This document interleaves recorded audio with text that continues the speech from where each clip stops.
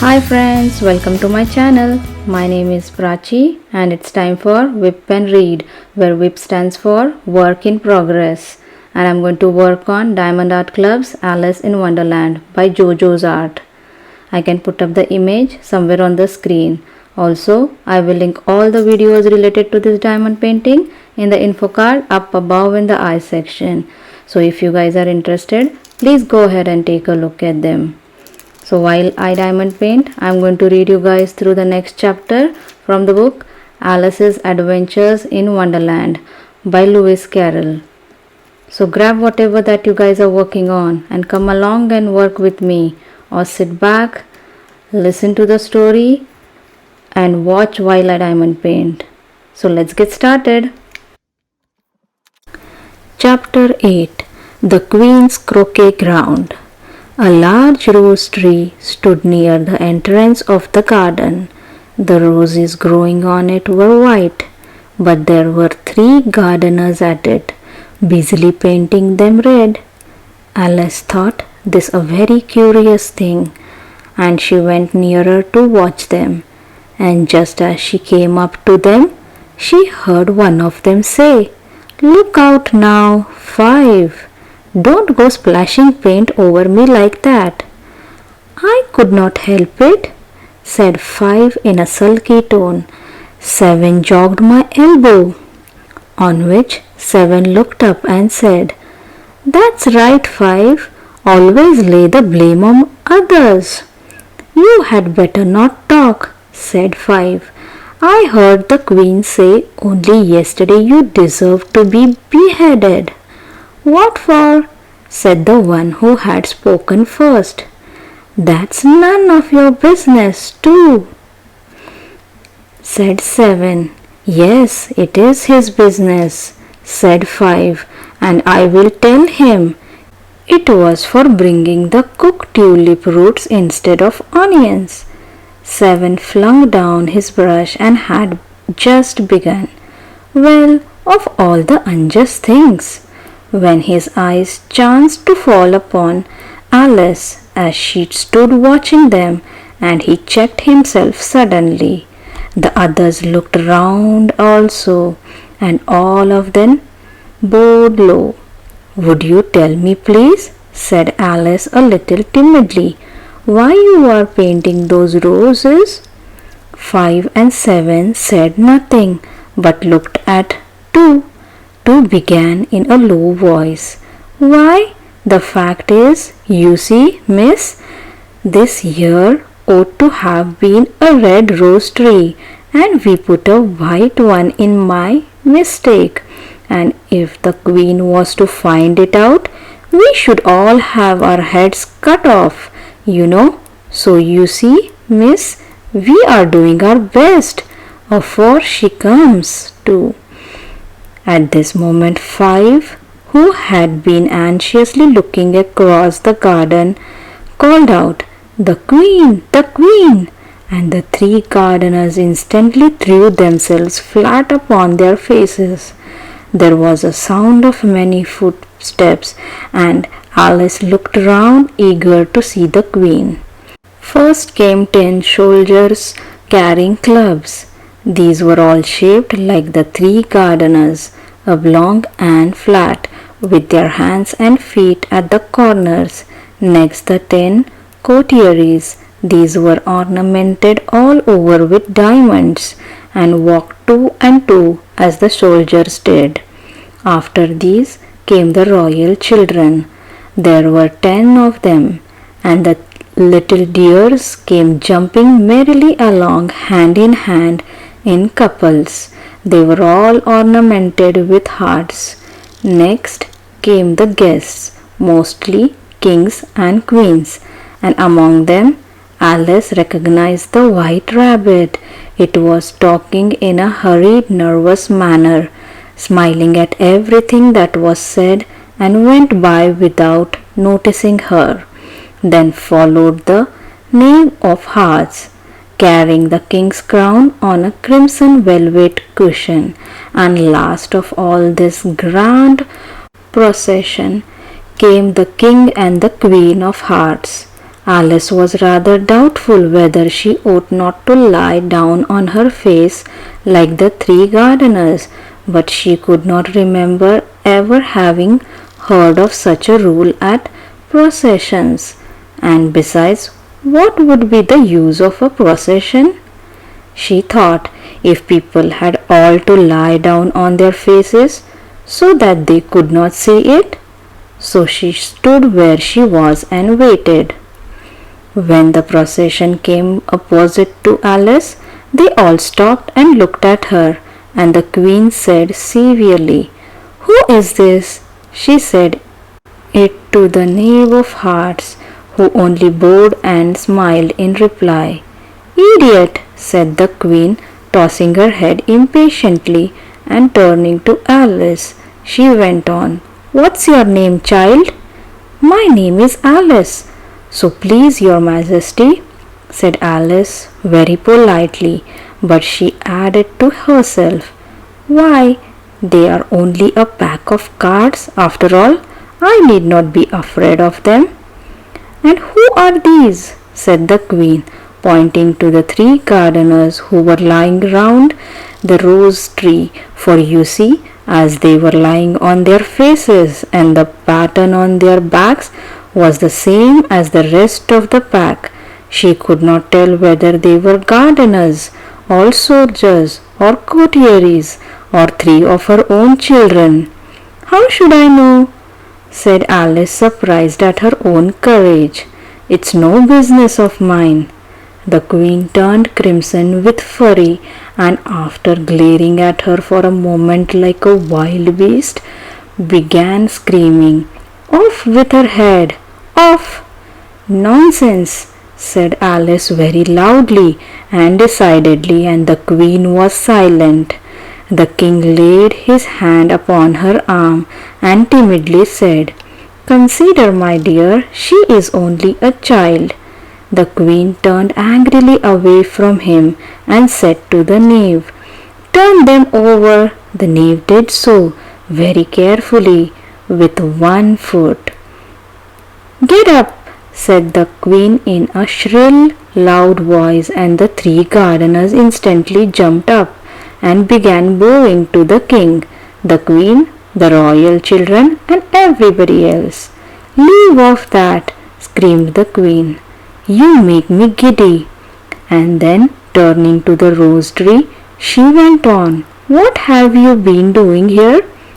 "May it please your majesty," said two, in a very humble tone, going down on one knee as he spoke. "We were trying."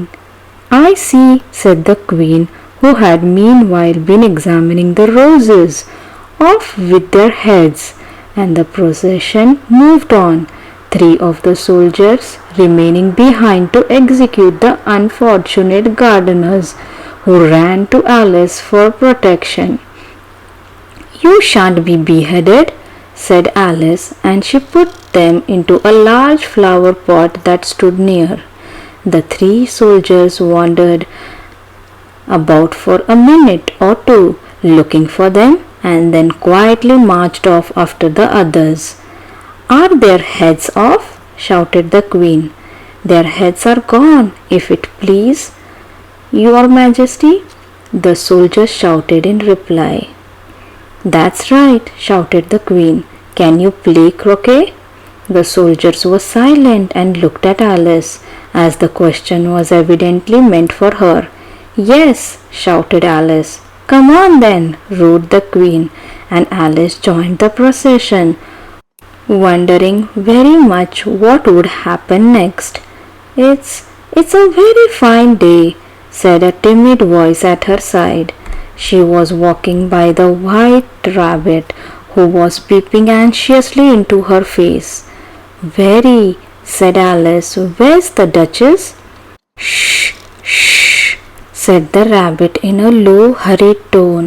He looked anxiously over his shoulders as he spoke, and then raised himself upon tiptoe, put his mouth close to her ear, and whispered, "She is under sentence of execution." "What for?" said Alice. "Did you say What's a pity? The rabbit said. No, I did not, said Alice. I don't think it's at all a pity. I said, what for? She boxed the queen's ears. The rabbit began. Alice gave a little scream of laughter. Oh, shh, the rabbit whispered in a frightened tone. The queen will hear you, you see. She came rather late, and the queen said, Get to your places, shouted the queen in a voice of thunder, and people began running about in all directions, tumbling up against each other. However, they got settled down in a minute or two, and the game began. Alice thought she had never seen such a curious croquet ground in her life. It was all ridges and furrows. The croquet balls were live hedgehogs, the mallets live flamingos, and the soldiers had to double themselves up and to stand on their hands and feet to make the arches. The chief difficulty Alice found at first was in managing her flamingo.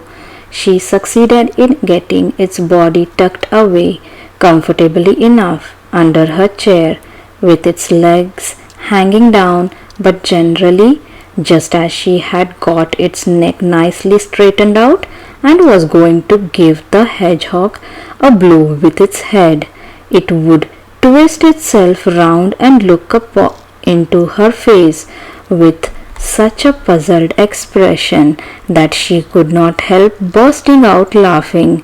And when she had got its head down and was going to begin again, it was very provoking to find that the hedgehog had unrolled itself and was in the act of crawling away. Besides all this, there was generally a ridge or furrow in the way wherever she wanted to send the hedgehog to, and as the doubled up soldiers were always getting up and walking off to the other parts of the ground, Alice soon came to the conclusion that it was a very difficult game indeed. The players all played at once without waiting for turns, quarrelling all the while and fighting for the hedgehogs, and in a very short time the queen was in a furious passion and went stamping about and shouting, Off with his head, or off with her head, about once in a minute. Alice began to feel very uneasy. To be sure, she had not as yet had any dispute with the queen, but she knew that it might happen any minute, and then, thought she, what would become of me? They are dreadfully fond of beheading people here. The great wonder is that there's any one left alive. She was looking about for some way to escape and wondering whether she could get away without being seen, when she noticed a curious appearance in the air.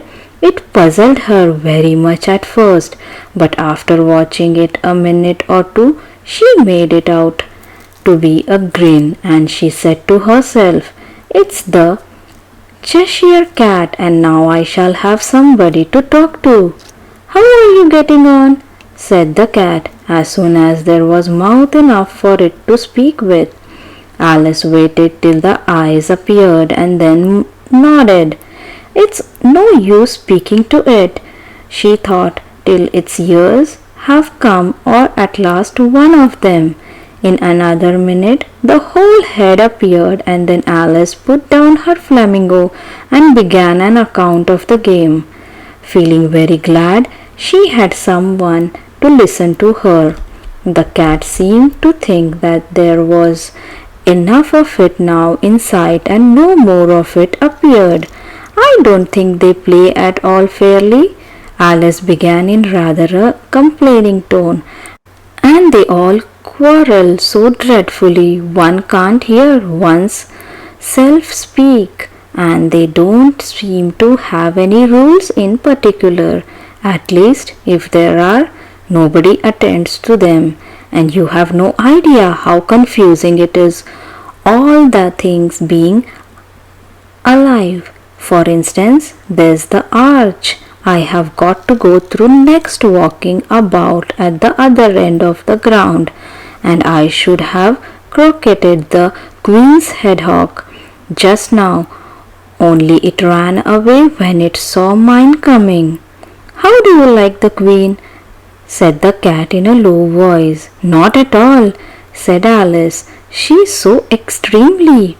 Just then she noticed that the queen was close behind her, listening. So she went on, likely to win. That it's hardly worthwhile finishing the game. The queen smiled and passed on. Who are you talking to? Said the king, coming up to the Alice and looking at the cat's head with great curiosity. It's a friend of mine, a Cheshire cat, said Alice. Allow me to introduce it. I don't like the look of it at all, said the king. However, it may kiss my hand if it likes. I had rather not, the cat remarked. Don't be impertinent, said the king, and don't look at me like that. He got behind Alice as he spoke. A cat may look at a king, said Alice. I have read that in some book, but I don't remember where. Well, it must be removed, said the king very decidedly, and he called the queen, who was passing at the moment. My dear, I wish you would have this cat removed. The queen had only one way to settling all the difficulties, great or small. Off with his head, she said without even looking round. I will fetch the executioner myself, said the king eagerly, and he hurried off. Alice thought she might as well go back and see how the game was going on, as she heard the queen's voice in the distance, screaming with passion. She had already heard her sentence 3 of the players to be executed for having missed their turns, and she did not like the look of things at all, as the game was in such confusion that she never knew whether it was her turn or not. So she went off in search of her hedgehog. The hedgehog was engaged in a fight with another hedgehog, which seemed to Alice an excellent opportunity for croqueting one of them with the other. The only difficulty was that her flamingo was gone across to the other side of the garden, where Alice could see it trying in a helpless sort of way to fly up into a tree. By the time she had caught the flamingo and brought it back, the fight was over and both the hedgehogs were out of sight. But it does not matter much, thought Alice, as all the arches are gone from this side of the ground. So she tucked it away under her arm that it might not escape again, and went back to have a little more conversation with her friend. When she got back to the Cheshire cat, she was surprised to find quite a large crowd collected round it. There was a dispute going on between the executioner, the king, and the queen, who were all talking at once, while all the rest were quite silent and looked very uncomfortable. The moment Alice appeared, she was appealed to by all 3 to settle the question, and they repeated their arguments to her. Though, as they all spoke at once, she found it very hard to make out exactly what they said. The executioner's argument was that you could not cut off a head unless there was a body to cut it off from, that he had never had to do such a thing before, and he wasn't going to begin at his time of life. The king's argument was that anything that had a head could be beheaded, and that you weren't to talk nonsense. The queen's argument was that if something wasn't done about it in less than no time, she had have everybody executed all round. It was this last remark that had made the whole party look so grave and anxious. Alice could think of nothing else to say but, "It belongs to the Duchess. You had better ask her about it." "She is in prison," the Queen said to the executioner. "Fetch her here." And the executioner went off like an arrow. The cat's head began fading away the moment he was gone, and by the time he had come back with the Duchess, it had entirely disappeared. So the king and the executioner ran wildly up and down looking for it, while the rest of the party went back to the game. I will continue reading the next chapter in the next whip and read for this diamond painting.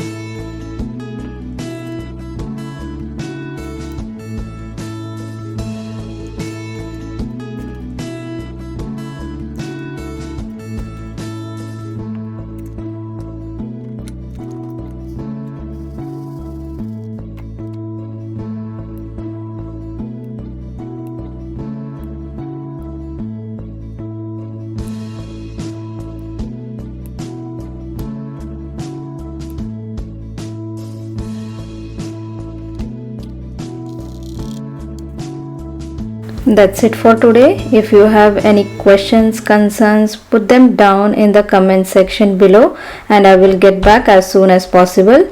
Also, if you have enjoyed watching this video, please consider giving a thumbs up, and if you are not already subscribed, please subscribe to my channel and hit the bell so that you get notified whenever I upload a new video. Thanks for joining. See you soon. Bye bye.